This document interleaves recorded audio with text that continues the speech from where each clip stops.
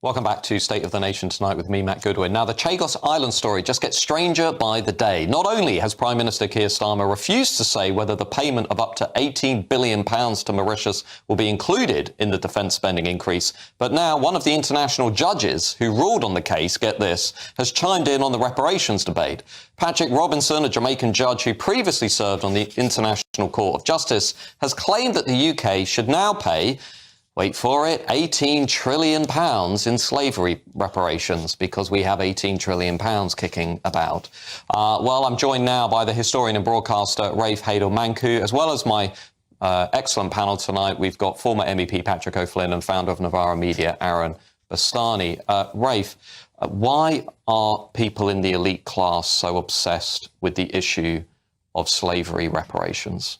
Well, it's proof, if proof were needed, that the Long March to the institution doesn't just apply to national institutions, it applies also to international bodies like the ICJ. And you have to understand, none of this is actually about slavery and reparations. This is an avaricious cash grab by the Caribbean states, and the judge in question here is a long-standing reparations activist for the Caribbean states.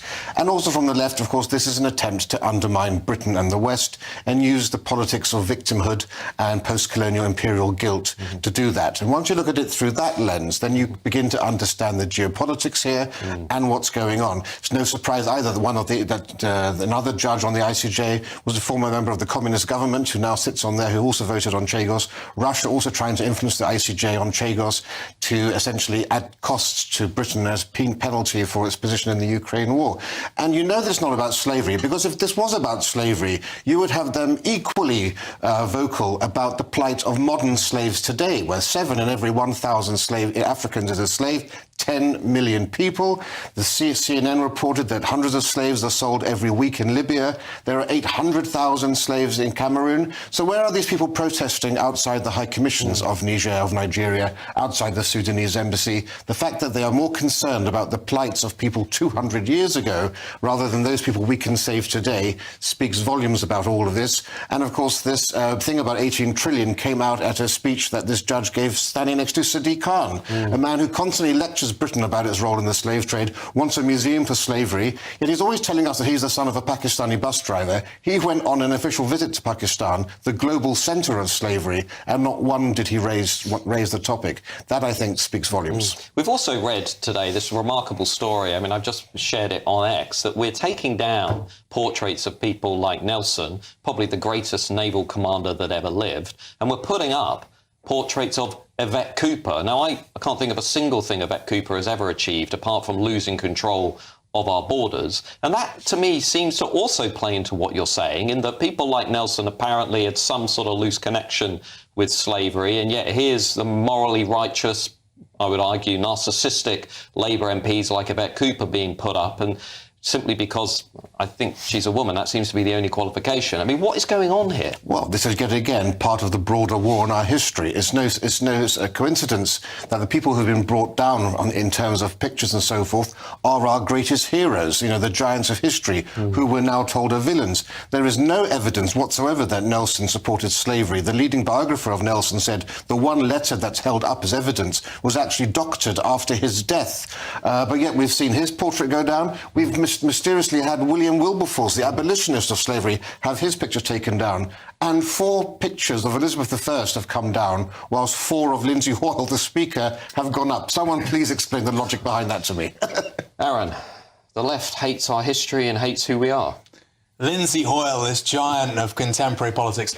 I would hope that's not the case. I'm a great big fan of history. I live in Portsmouth. I would love to do a deal with the right.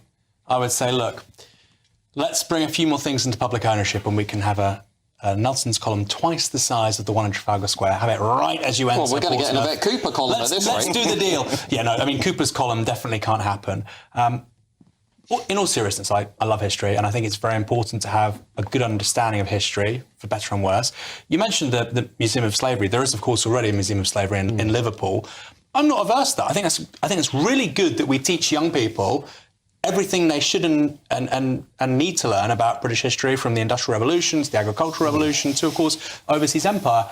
What I'm not happy about necessarily is the way this is litigated in a way that's more geopolitical, which is to say that I think you're right. You know, there are so many people right now with regards to modern day slavery, people trafficking, etc. Doesn't seem to be taken that seriously, and yet this is a political football which we hear about a lot. 18 trillion, by the way. I mean, the US economy is about 25 trillion US dollars, so it's a lot of money. But Patrick, this is exactly what JD Vance was talking about, wasn't it? The greatest threat to European nations is coming from within. And I would argue, actually, this judge is a great example of that. A guy's completely out of touch with the average voter out there. Right. Well, this Jamaican judge, my primary beef is not really with him.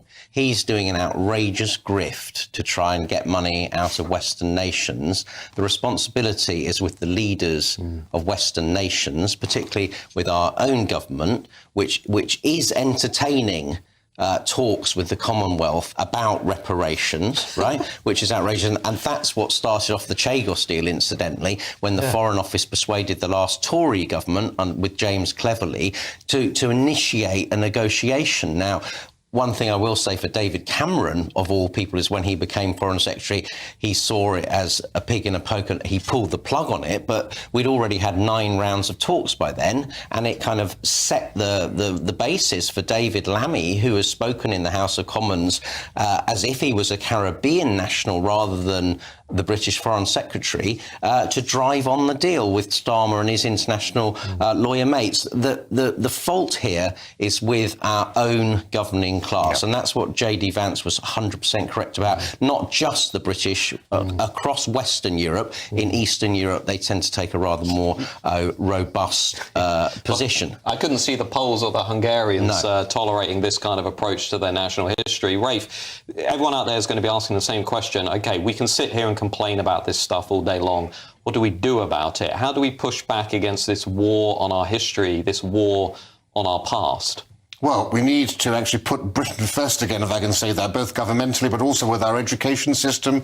We need to have a fair and balanced teaching of our history in schools, which people aren't being taught. They're taught the evils of slavery, and everyone should be taught the bad side of the British Empire, the bad side of slavery, but never do you hear about the West Africa Squadron. Never is there a call to build a monument to the Royal Navy Squadron that stopped the Atlantic slave trade. There is not enough focus on all the great that the British Empire did in stopping abhorrent cultural practices, in enforcing an end to slavery in Africa, for example. A great reason to be proud.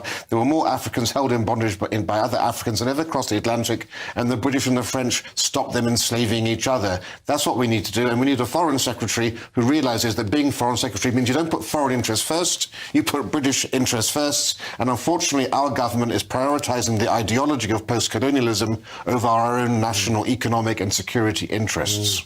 Well, thank you, Rafe, and I'm sure many of you out there will be nodding along with what he just said. Now, in a moment, we're